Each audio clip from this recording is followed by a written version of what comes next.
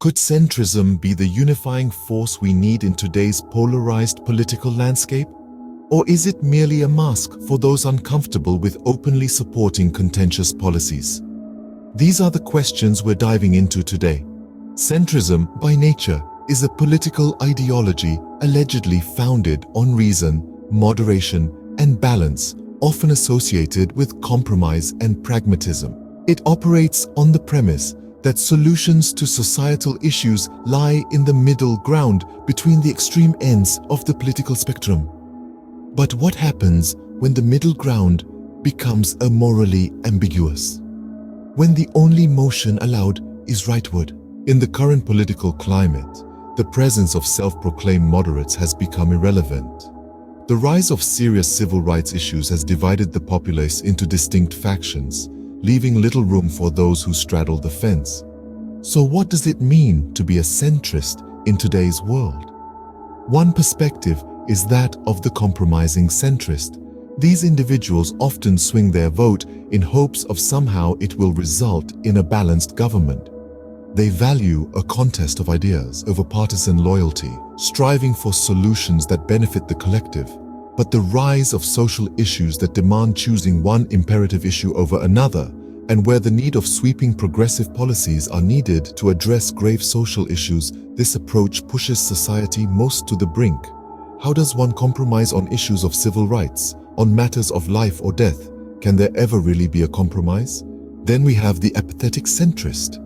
This individual is seen as being disengaged from issues of social or national importance, focusing more on personal concerns like the condition of the neighborhood, good schools, local unemployment, or income taxes. The apathetic centrist's political choices hinge on their perception of the status quo, and how they perceive it impacts them.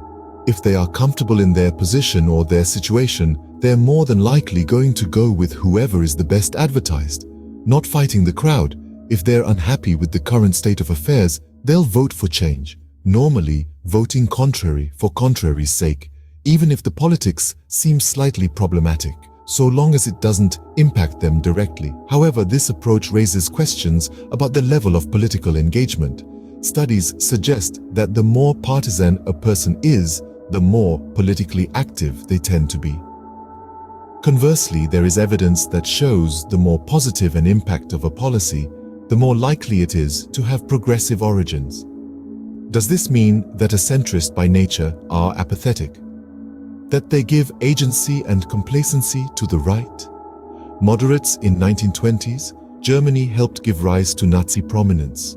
Moderates in the South helped give agency to slavery, succession during the Civil War, and later on segregation. While they may have done nothing to create the problems, they did even less to stop them in their tracks. The third perspective is that of the ambivalent centrist. This individual finds themselves in the middle because they see value in arguments from both ends of the spectrum. They struggle to choose a side, not due to apathy, but because they understand and appreciate the complexities of the issues at hand. Yet this too suffers similar shortcomings of apathetical centrism. Why one may argue the merits and drawbacks of certain economic models. One should have no room to argue whether or not the presence of death camps are a threat to humanity. They most certainly are, and a failure to passionately stand on this certainty is one which can only make you regressive-leaning. To conclude, centrism wishes to be seen as a call for balance and compromise, a sign of political disengagement, or a reflection of nuanced understanding. But how can it be so balanced if it always concedes to tradition and other clearly right-wing position? Centrism too often takes the comfortable and privileged position of not pushing against tradition in issues of human and civil rights, of not questioning established roles, even when the enforcement of those roles obviously marginalize and deny rights to others in society. Its effectiveness and relevance in politics can be as varied as its interpretations. But if an ideology taken at core value is rooted in the political spectrum like any other, if those roots are clearly divergent from positive progressive policies and at least complacent with or at times in favor of conservative regressivism, then one can only conclude moderates have an inherently right-wing favoritism and are not moderate at all. Certainly, if we take the moderate historical model to be complacent with right-wing politics including fascism, authoritarianism, traditionalism, sexism, and racism, this clearly is demonstrated as the case. As we navigate the complexities of our political landscape, it's essential to remember that every ideology, including centrism, comes with its own set of strengths and weaknesses, its own set of values and beliefs, the pillars on which its policies rest. This, for centrism, is far right of center and begs the question if moderate politics is no more than a mask for conservatives who don't want to identify with the inhumane policies of the regressive and oppressive right. Certainly, if true, this would not be applicable to every individual moderate, nor would the criticisms be applicable in the same exact way across everyone. But it does certainly open up an important dialogue and expose to centrists just following the trend where they actually fall in policymaking. The key lies in understanding these nuances and fostering open, respectful dialogue.